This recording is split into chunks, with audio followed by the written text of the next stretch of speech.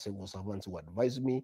I have professionals. I take advice because I made wrong decisions and I sank my people into shame.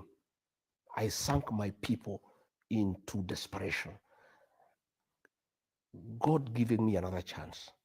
I will not repeat that mistake. It's a commitment that I've given to my people that I'll be very, very careful in whatever arrangement I get into. It must be watertight. I must have very proper professional advice by lawyers, by people who have been in politics. Okay. And that consultation is going on day and night.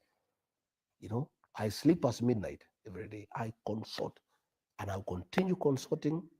And from next week now, I'm consulting other regions because we want to work with the people of Kenya.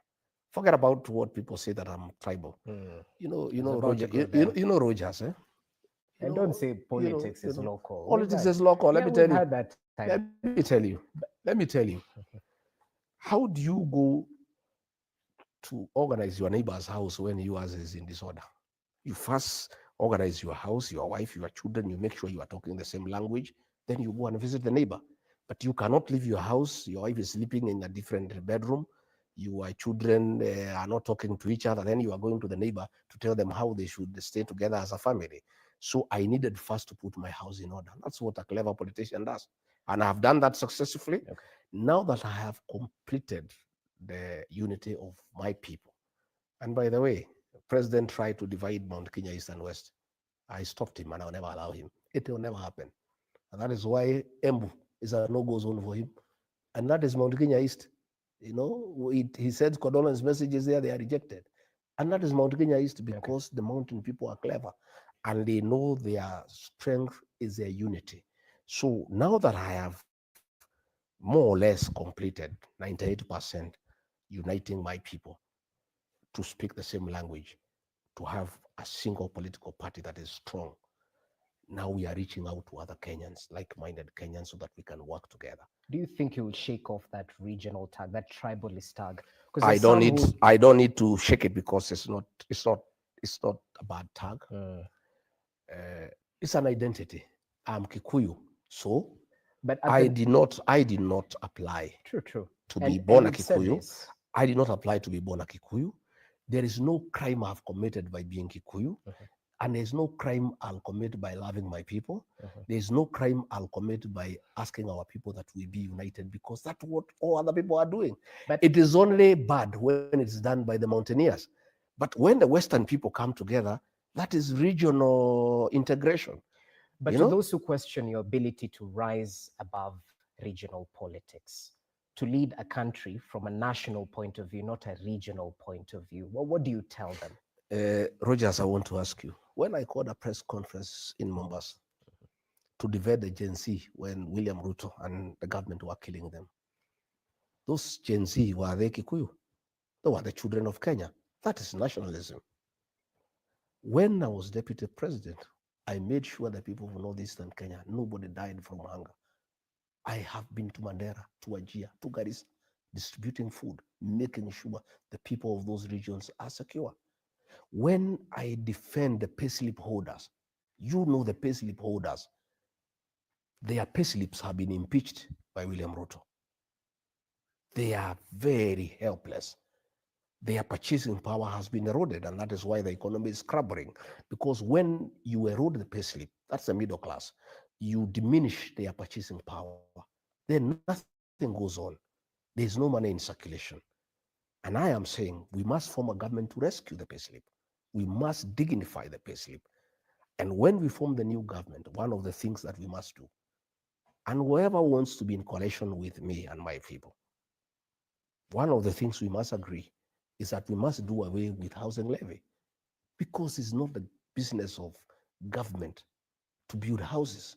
It's the business of government to build roads, to provide water, electricity connectivity, to make sure there is a good working health system, to ensure people have security. That's the work of government. So these are some of the things we are going to do. So when I talk about the payslip holders, are those Kikuyus? They are the people of Kenya. My national credentials are good. It is only that President William Ruto has tried to create a narrative to kill my blood by branding me as tribal. Yet when I was supporting him, when I was mobilizing the Gema Nation to support him, he used to call me all sorts of good names. He was fond of me. He would say how good I am, how people-centered I am. It's only when we don't agree, he says I'm a tribalist. This tribal tag that people try to put to me is a creation of William Ruto. Just the way he convinced us that Raila is a witch doctor. He's a lot of poverty. Now that they are with Raila, he has now zeroed in on Rigathi Gachagua as a tribalist. He says I'm primitive, I'm retrogressive, I'm incompetent. He is very good with words, and he's very persuasive. He's very abusive. You remember the abuses he gave against William Ruto. Those are the same now abuses he is targeting me. Every election, he must have a target. Last election, the object of hatred created by William Ruto was Raila Odinga. He's a witch doctor. He doesn't go to church. He is the Lord of poverty. He is clueless. He has no plan. Now, this coming election of 2027, the whole game plan is Rigathi Gachagua. He's a tribalist. Oh, ni mtu wa shares. Huyu ni nini. But people are also very intelligent. People are very intelligent. Okay. And they know now what they can trust and what they cannot trust. You can fool some people sometime, But not all the people. but you cannot fool all the people all the time. People have known William Ruto now. Okay. He's been unmasked. Those insults he gives against people, nobody now can believe him because he's the one who told us Raila is a witch doctor. Today, 2 years down the line, he is saying Raila is the best man in Africa. So whatever he says now has no value. If in the unfortunate event, God forbid, I went back to William Ruto and we patched up, he would now say Rigathi Gachagua is a nationalist. And now he's saying today I'm tribal. I am not tribal. That is a tag that William Ruto has tried to put on me. And in the fullness of time, the people of Kenya will know who Rigathi Gachagua is. They will know what I believe in. And many people, by the way, believe me because I'm truthful. In difficult circumstances, when this country was burning, when the president said Gen Zs are criminals, is Rigathi Gachagua who called a press conference and said, no, these are our children. They are our sons and daughters. And they should not be killed. They should not be abducted. They should be listened to. Since we have adequate time till 11 p.m., I just want to take you back to your sentiments about Raila Odinga, because in the event you choose to support Raila Odinga, what makes you think you'll succeed where Uhuru failed? Persuading the mountain to vote for him. I don't know. Well, let's cross the bridge when we reach there. Does Raila Odinga was to be president or he was to support William Ruto? I think let's leave that discussion to when Raila Odinga has made up his mind. If he decides he wants to be president, then we can have that conversation. I think right now it is premature to talk about his candidature because we are not sure. I'm listening to Ruto people saying that he'll support Ruto. I'm listening to some ODM people whom the president has paid. And the president is very good in dividing people. And let me tell the ODM people, the same way he tried to divide the mountain, he's going to divide ODM. And you can see already some ODM characters who are being paid are already dividing ODM. You can find there is one section in ODM that is supporting William Ruto. There is another one of Akina Sifuna, Orengo, Anyang, who are talking a different language. I see very serious attempt by the president to divide ODM. And one time I asked him when we were pushing Baba to go to African Union, and we were talking. We were not good friends, but we were talking. We would have a conversation. And I asked him, this Raila thing you are pushing, what's the head game? He said, fine, we want this Mzee to go to AU so that I can take over his block. I said, how will you take it up? He said, let's do ODM, I'll finish it, I'll destroy it, I'll take it over. And once Baba is gone, I'll have a few days, I'll get the MPs, everybody rally them behind me. That's what he told me then. And I think if Baba went, to a certain extent, he would have succeeded in dividing ODM. I don't think that is possible now because I think Raila Odinga has built ODM for 20 years. I don't think even if he wants to work with William Ruto, he'll allow him to destroy ODM. I think he'll still want to have ODM as a strong party. And if he wants to have a coalition with William Ruto, he would have ODM as a distinct political entity. What I would not understand is that what he would be in that coalition, because Raila's dream has been to be president. And by his status, even age, experience, exposure, he's presidential. I don't know what other role he would play in a coalition with William Ruto, but that's his decision. Once he makes a decision what he wants, then we can have that discussion. But I think it's premature now to preempt, because we don't know. Because I hear a lot of Kaluma, Junet, those they are saying that they are backing William Ruto. So I think it's premature to discuss whether he can be supported or not, because he has not decided what he wants. Once he decides and he says he is a candidate, then we'll sit with Kalonzo, we'll sit with Omalo, we'll sit with Natebea, Matiangi, myself, and others, and we look at the whole scenario. And whatever suits Kenya, I want to, from my end, I'm very selfless. So is my community. Whatever suits Kenya, whatever formula that can work to restore this country, to bring back our country, to fix our economy, to fix our foreign relations. As we speak, we are in very bad state. And even, by the way, we had a very good candidate for the AU seat, Raila Odinga. But the president buggered it, by the way. And I feel for Raila Odinga. And by the way, I wished him well. And honestly, from the bottom of my heart, I really wanted him to be the AUC chairman so that he can have a dignified exit. This is a man who has gone through hell. He has been in detention for 8 years. He almost lost his family. He's a man who has really struggled. He was championed the second liberation. He has fought for democracy. He was very instrumental in the 2010 constitution. I honestly, from the bottom of my heart, felt that if he became the AUC chair, it was a very dignified exit for a man who has given his life for this country. It didn't work because the government buggered it. By the way, had President William Ruto kept off that campaign, Raila would have been elected. All right. The minute he made, people hate projects, not just here in the country, but even in Africa and the world. Raila Odinga was perceived to be a William Ruto project to take him to the AU to sort out his political problems in Kenya. And therefore, many African presidents had a problem with that, from what we gather. They said, we don't want William Ruto to dump Raila in AU to sort out his problems at home. So many people had a problem with that. Again, they were also not able to study the geopolitics in a proper manner and see how to handle them. Then the way the president handled the DRC issue, he rubbed many people the wrong way.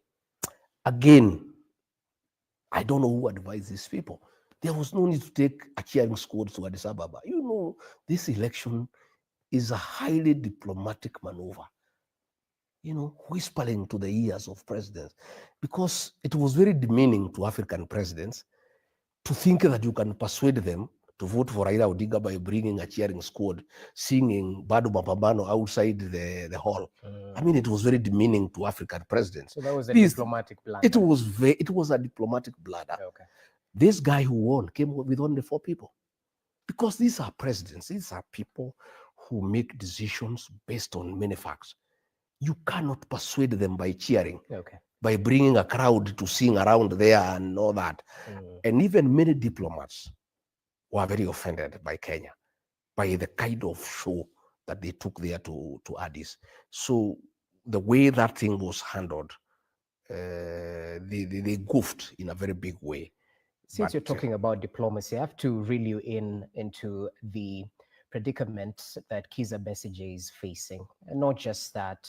Recently, we've seen the Rapid Support Forces sort of mince their words in terms of whether they're forming a parallel government in Kenya or whether they're simply here to seek unity for the betterment of their country. What do you make of the diplomatic I think in all fairness, President William Ruto has messed this country in the international eye. He's doing all the wrong things. We have a policy of non-interference with the affairs of other countries. We cannot allow rebels who have been slapped with international sanctions because of the genocide to meet in government facilities in Nairobi. You have had Sudan now is threatening to stop our tea going to Sudan. And what is happening is that the president has put his personal and commercial interests ahead of the country's interest. That's What the problem interests are that we are having. this? They are doing business with the RSF chief of gold that is being gotten from that area, brought to Nairobi and taken to Dubai. And you can substantiate Yes, I this. can. I have one time, and diplomatically, the president cannot invite Hamed here because he was vice president, and he asked me to invite him on his behalf. And he called me and said, "Sign this letter, invite Hamed here because I want to have a discussion." When was this? Sometime 2023. Okay. And I did invite Hamedi and welcomed him and delivered him to the president. There was nothing about Kenya. They were just discussing business, about gold, about such other things. You were in that meeting? No, I introduced him and then I was told to leave Then how because do you it know had nothing this? to do with Kenya. How do you know this then? No, I'm saying if it had anything to do with Kenya, I would have sat through the meeting. But I'm the one who, after they were through, I'm the one who took him to the airport and I inquired, and they are doing business. So it is putting Kenya in very bad light. Very, very bad light. And President William Ruto must accept that he will not be president forever. He cannot destroy this country and the way we are perceived by other nations. He must be a nationalist. He must rise above personal and commercial interests and put the country first. That group has been flagged by the international community, and sanctions have been slapped against them for genocide and killing of children. But again, thinking about it, there's a saying that birds of the same feather flock together. They are killing children in Sudan. We are killing children here. So again, there's convergence. I think birds of the same feather flock together.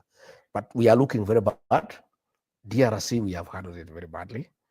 And in fact, I am told many African presidents are unwilling to get involved in peace initiatives led by President William Ruto because he is conflicted in terms of personal and commercial interests that he has put above national interests. All right, let's come back to the country. I'd like your take on the formation of IEBC because there seems to be progress after quite some time. Perhaps start off with telling us your take. Was a delay in formation of the IEBC by design or by default? Thereafter, what do you make of the process? Is The delay was by design. President William Ruto wanted the conclusion of the AUC bid before IBC can be formed, because the changes that were made in parliament, there is participation of political parties.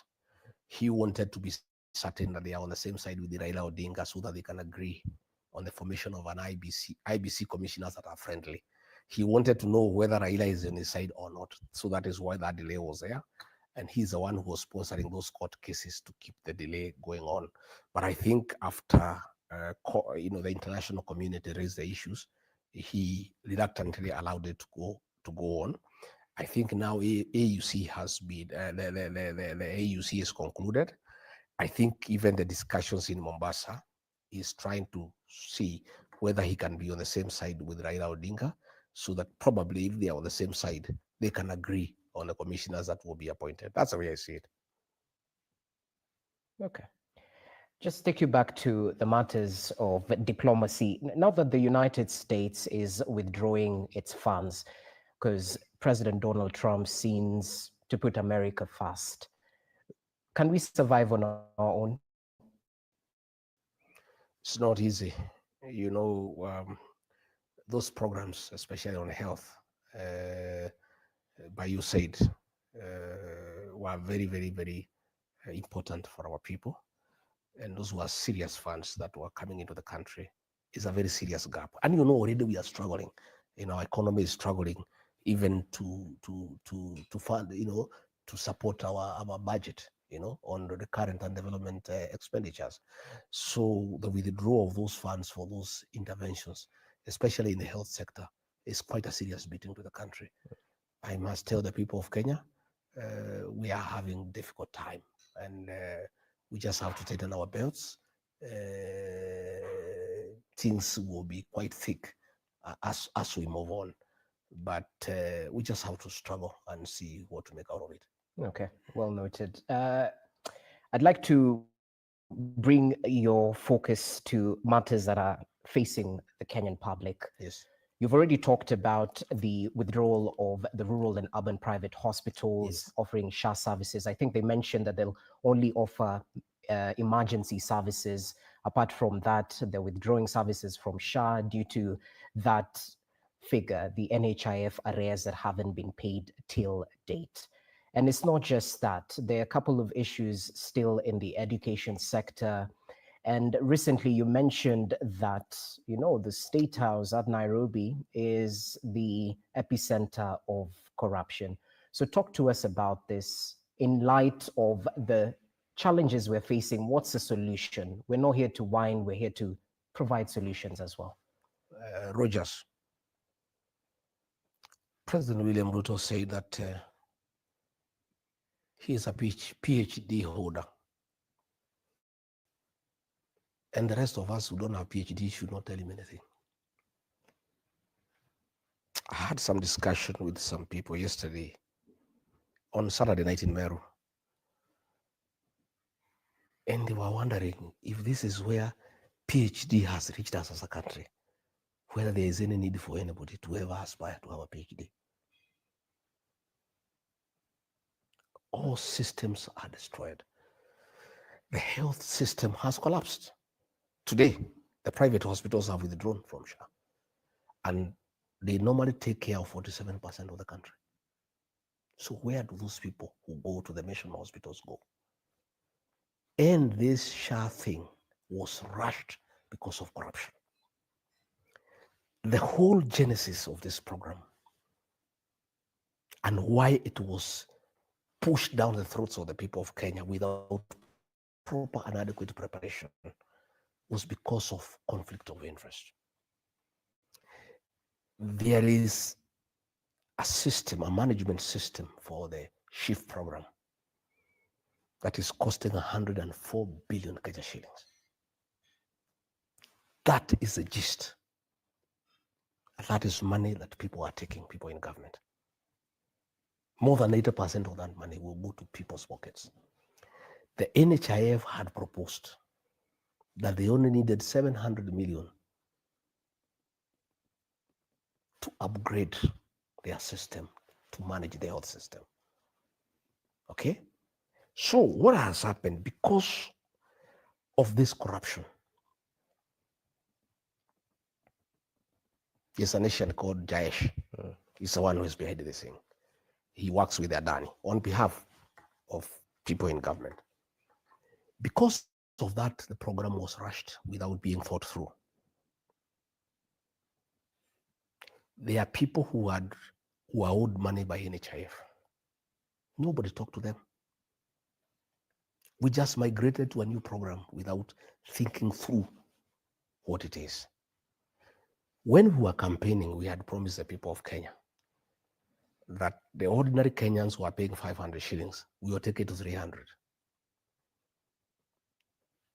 What has happened is that nobody can afford the system, and the system itself is not working. So a government that cannot have a working health system, I'm actually happy to be out of this government. I would be very embarrassed if I was deputy president. Today, I would be very embarrassed. When I meet old women and they ask me, you are the deputy president, we had a working health system before you took over. 2 years down the line, the system has collapsed. What are you? Who are you?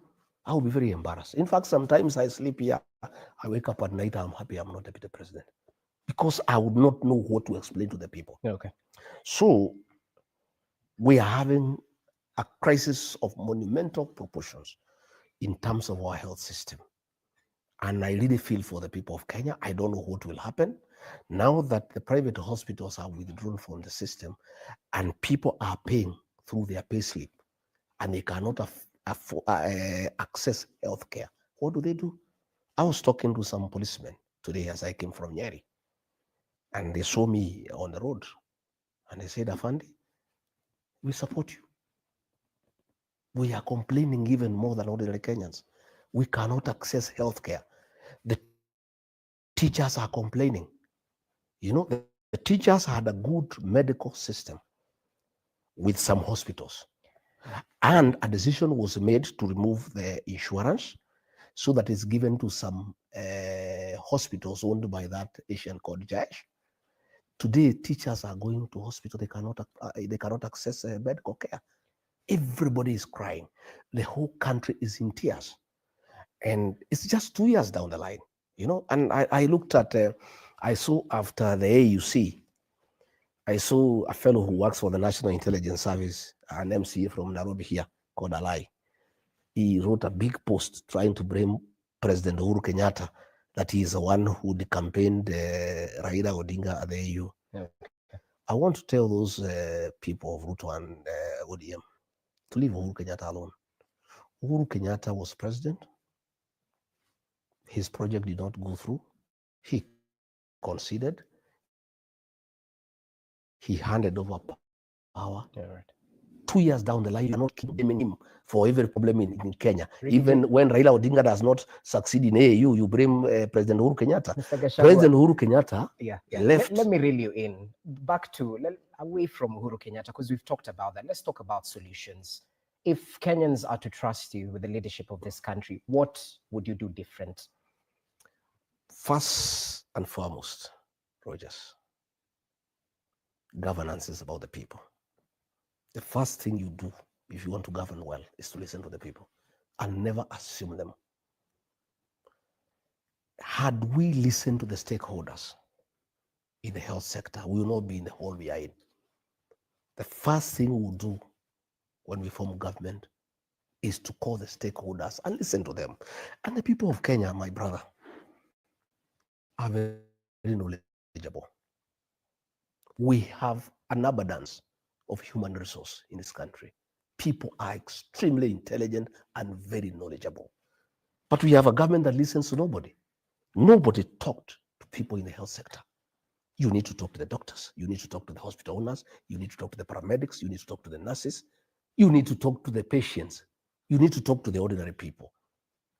But I know that we could reform NHIF at a very small cost of less than 1 billion shillings and just improve on what was already working.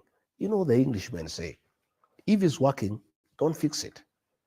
We would have just taken NHIF the way it was. So that's what you'll do? Yeah, take NHIF from where it was, talk to everybody, talk to all the stakeholders, because they know they are the people in the medical world. Then they what know. would you do about the proliferation of funds through NHIF? Because this was an issue, not just... That is what we should have dealt with. Okay.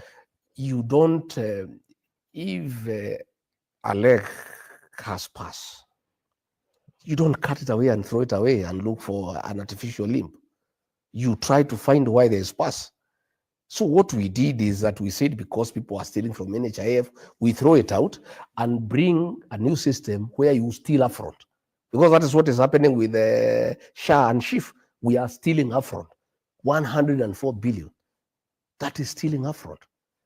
And this money for SHA is being taken to a bank that has been bought by the powers that be. Even money for the housing program is being taken to a bank. We'll be giving details soon. You don't have those details now? I have them, but I'll slowly. You know, we have to keep it. We can't give Kenyans everything every day. The money for the housing fund, because one, the Ministry of Housing has no capacity to absorb those funds. The people saying they have 2 billion shillings. Why were we deducting people money from the payslip to keep it in the bank? It's very insensitive. We started a levy fund without an infrastructure to absorb the money. The Ministry of Housing, the State Department of Housing, has no capacity to absorb those funds.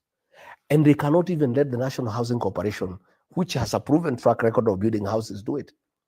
This money, more than 100 billion that has been collected from workers and from payslip holders, there is a bank that the people in power bought. Which bank? There is a bank. There's a bank. Yes. There's a bank that the people in power bought. Which bank? And all that money has been put in that bank. Which bank is No, this? we'll ask what I'll do, because I want to do things the right way. Yeah. I'll get one of the members of parliament from who works with me to ask a parliamentary question that must be answered.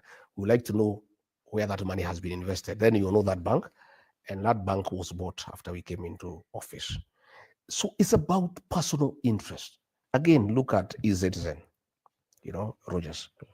When we came into office, the president called a meeting, and he wanted to know why EZN was in private hands. And he was very furious. And the National Treasury was there, ICTA was there, the CS ICT was there with the PS. I was there, and he said, "There's no way we can collect funds from government people, from people wanting services from government, and give it to a private people. That citizens should be owned by the National Treasury." And there were several meetings. Later on, that matter died. I was not called for any other meeting. Later on, I came to learn that people in government had actually acquired shares from e-citizen, and immediately the government went overdrive in making sure that all government services are onboarded on e-citizen. As we speak today, the private people who own e-citizens are people within government, and they are milking billions every day. That is why there was a big push. It was done by another lawyer, it's called Adil. It's an Asian fellow. These are the guys who are doing all the deals in this country. He's the one who was able to blackmail the owners of the e-citizen and force them to cede certain shareholding to people in government. And he crafted it. What is happening now? Why every government service was onboarded is so that the new owners of e-citizen can make money. It's not for the country. Can you name them? It's not for the country. Can you name them? No, it's you now to do investigative journalism. Okay, we'll I'm giving you the hints. Okay. I'm giving you the hints. Yeah. That find from one e-citizen is in private hands, and those are government people, and that is why the push for onboarding government services on e-citizen was done. And these are some of the problems that made me disagree with the president. Okay. Because this is pure corruption, it's pure theft. He called a meeting and said e-citizen cannot be in private hands. I only came to realize it was a strategy to get to know who owns e-citizen so that people can grab it. Well noted. In a minute or so, because we're pressed of time, now that you said Parliament is captured, there's an ongoing debate about majority, minority. Is this a circus from your point of view? It's a circus, doesn't matter. There is no distinction in majority and minority. They are one and the same thing. It doesn't matter. Ichongwa can exchange the seat with the Judet or the other way. It's still the same thing. They are birds of the same feather. Okay, that's one of the questions from our viewers. Yet another one. They say you're part and parcel of the government that a section of Kenyans are against. Looking at the issues Gen Z were fighting for, good governance, end of corruption, tribalism, and all that. Why would Kenyans trust you this time round, considering you misled them in 2022? Well, when I misled them, when I went to government, I realized what I believed in is not what I got. The person I believed is a good leader, I found is not the case. Okay. I disagreed with him and he kicked me out of government. The very fact that I was kicked out of government for refusing to ills against the people of Kenya cleanses me before the people of Kenya. Okay. And I started talking when I was in office. I did not speak when I left office. When I called a press conference on the 26th of June in Mombasa, I talked against abduction and extrajudicial killing. I was still deputy president. Can you name these abductors? When you I seem to know more than we do. Name these abductors. What building were they using? Because you drop hints. No. I said in that press conference, the abductions were being done by the National Intelligence Service. I said so. What building? The buildings are there. Which one? What I didn't want, there are some safe houses. One safe house is in Westlands by Nice. Another one is in Mwiki. Another one is in Lavington. And it's should be in town. I didn't want to mention it because it's a commercial building and it would ruin their businesses. But it's for you guys to do your investigations. But even Justin Muturi, when his son was abducted, Kindiki was taking me in circles. Kome was taking me in circles. Nurdin was taking me into circles. Amin was taking me in circles. He complained to me the president was out of town. I called all these people that were also taking me into circles. Okay. And we did agree with him. He faces the president. And he faces the president. And he has the president. If somebody disappears in Kenya in police hands, you go to court and file what you call a habeas corpus. A habeas corpus is filed against the Attorney General to produce that person in court, dead or alive. So Muturi asked me, since I am the father of this young boy, I'm supposed to file a habeas corpus against the Attorney General. I'm the Attorney General. What happens? So I advised him to go and face the president. He faced the president. Yeah. The president called Nurdin Haji. The man was released. So it is clear who abducts people.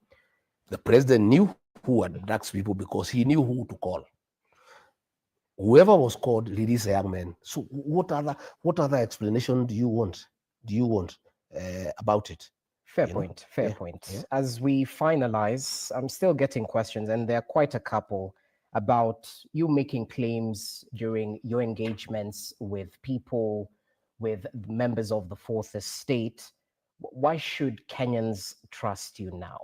Yet you didn't speak sooner. At times, people point towards the 2023 protests where, is it up to 30 lives were lost, and you put the blame squarely on Raila Odinga then. This time around, that is the information that I had. You know, my brother, for you to make an informed decision, yes, you need to sample, you need to experience. The first year in government, I trusted President William Ruto. When he told me the housing program is a good thing, I believed him. Until later on, I realized it's a business enterprise for creating opportunity for people in government to sell cement, to sell steel and mabati as proxies to companies that provide these things. And I disagreed with it because I did not have that prior information. E-Citizen, when we were onboarding those services, I believed it's a way of enhancing revenue collection. Only later to know that people in government had acquired E-Citizen. Okay. So people cannot say I did not speak then. But the minute I realized there's a problem, the first 1 year, I played along because I was persuaded. President William is very persuasive. Until now, because I'm fairly also intelligent, started putting 2 and 2 together to realize that this government is a commercial enterprise. So did you realize in the first year that there were a couple of issues? Still kept quiet? Later on along the way, but I kept on asking him so that we can remedy. I also did not want to rock government. I'm a responsible leader. I kept on persuading him, let's do the right thing. Let us not overtax people. Let us not force people to do housing they don't want. I tried to persuade him. But in the second year, I started now telling him no. And we started disagreeing, and I would say go to cabinet, finance bill, I would oppose in cabinet. Demolitions and evictions, I would oppose. But the first year I tried to persuade him because I didn't want to rock the government. I wanted to be a loyal deputy. I wanted to be supportive. But when I realized that the government is against the people of Kenya and it's a commercial enterprise, everything in this government is about deals, there is no decision that is made without a commercial interest, including our foreign relations. Did you make these deals yourself? I made no deal. I like somebody to say GACHAGUA did this one deal. Are you a bitter man? I have no bitterness at all. But I carry people who are bitter. I have many people who are bitter with me. My community is bitter with me. They are learning, they are forgiving me slowly. But many are not able to forgive me because I came and said, William Ruto is a good man. They asked me, do you trust him? I said, yes. Have you made sure our interests are taken care of? I cheated them, yes. Because I believed him, I trusted him. When I went later to tell them I had nothing written, they blame me up to today. So I'm a leader of a very bitter people. But myself, I have no bitterness. I'm an easy guy. You can see I look happy. I sleep well. I am more easy. I have time for my family. I have time for friends. I also have time to listen to the people of Kenya. All right. And I am also a very hopeful man. I'm sure, God is with us. And in the fullness of time, I'll be vindicated. And for my people from home, from my region whom I wronged, I'll do everything possible to fix the wrong, so that I also, persuade you that I was conned like you are conned. I was deceived like you are deceived, and I'll have the opportunity to Right. right the wrongs that I did. Okay. I will be more careful. I will be more thorough. I will be more consultative.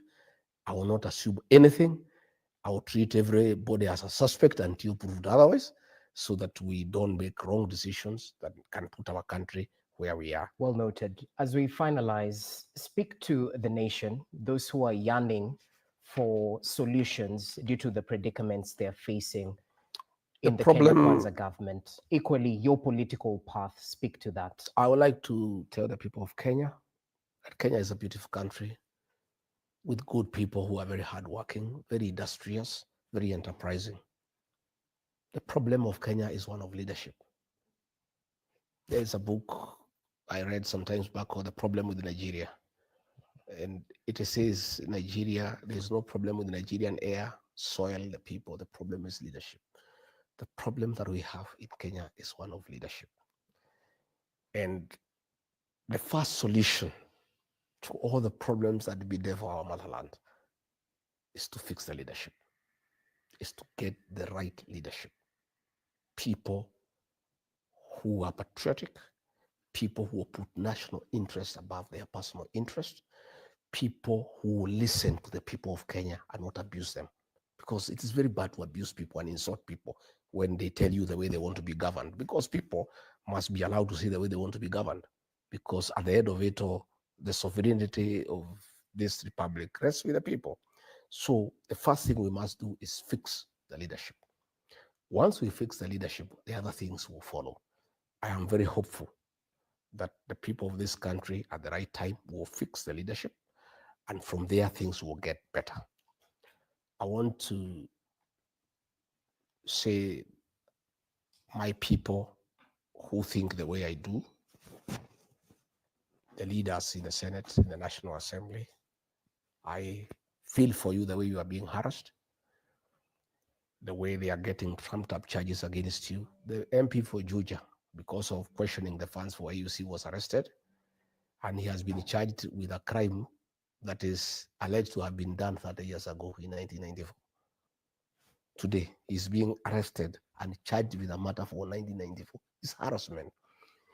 There is a scheme to plant bangi and arms on Senator Karongo Thangwa, so that they have tried to look for something to arrest him. They want to plant bangi so that they can arrest him. They have been trying to get charges against me. A whole unit called the Economic Division at DCI, about 16 people have been assigned to turn my life upside down. Right. And see whether they can get something to take me to court. My own children have been harassed. They used to have a place they were doing business. They have stayed there for the last 7 years. The person who had listed them, the office was called and threatened that you must cancel the lease and throw them out. They were thrown out at night by policemen, and they came here crying. I said, it's okay. Your father has taken a certain decision. He's your father, so you must suffer the consequences. So I asked my children just to take it easy. These things will go. No situation is permanent. I must say that I'm embarrassed that President William Ruto had promised that he will never use the criminal justice system to settle political scores. He has even perfected it more than the fourth administration. People are being harassed. Our friends are being followed everywhere. They are being threatened by KRA. They are being threatened by asset recovery. It's very unfortunate, but it's okay. There is nothing we can do. Time is healing, and time has a way of sorting out these things. So I want to tell the people of Kenya to know that regarding GACHAGUA, with other leaders who are patriotic, I will do everything possible in their limited means to make sure we fix the governance in this country and accord the people of Kenya an opportunity to fix what is wrong. And I am very hopeful that there will be new leadership when the elections are called, and with the leaders who put the interests of this country first, and then we can fix the economy and we can fix all the other things that go with it, the health system, and mostly important, restore the dignity of the payslip. That's a commitment I want to give to the middle class. All the people who have payslips, we are committed, we'll work for you. You will serve for the next 2 years. Muvumilie tu, because there is nothing we can do now, because Parliament has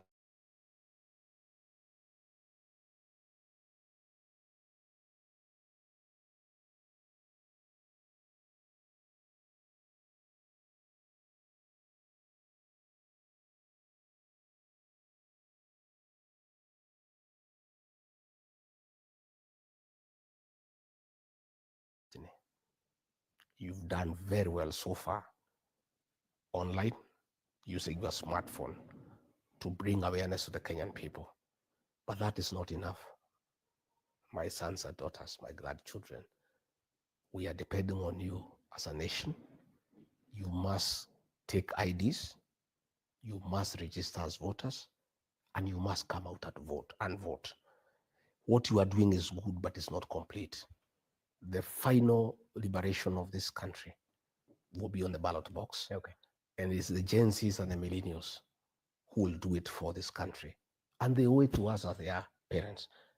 As we are getting tired, we are aging, we are getting a bit sluggish.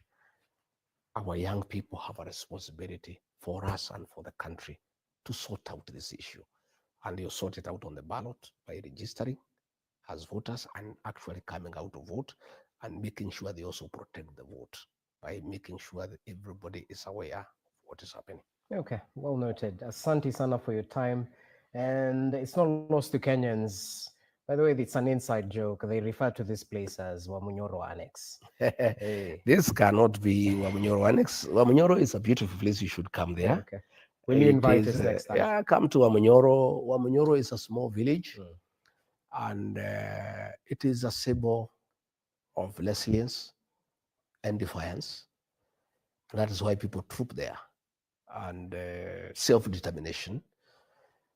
It is on the edge of the Mount Kenya forest, and it's very significant because it is in the Mount Kenya forest that ordinary Kenyans with no guns, with nothing, just a panga and a resolve to have freedom and their land, fought the British colonialists with their guns, with their bombs, with their aircrafts, and got freedom for this country. Okay. From Wamunyoro, we shall fix this country. I'll do whatever it takes with other Kenyans, with other leaders, so that we make sure we reclaim back our motherland and put the right leadership into this country that will bring prosperity, that will bring accountability, transparency, and bring development. All right. And improve the welfare of our people and make sure that Kenyans are happy and they are not struggling. Well noted. Asante sana for your time. And we can't end this interview without hinting what you'll be waking up to tomorrow on Kenya's bold newspaper, The Standard. The headline tomorrow is Raila caged, all to do with the power play in hand currently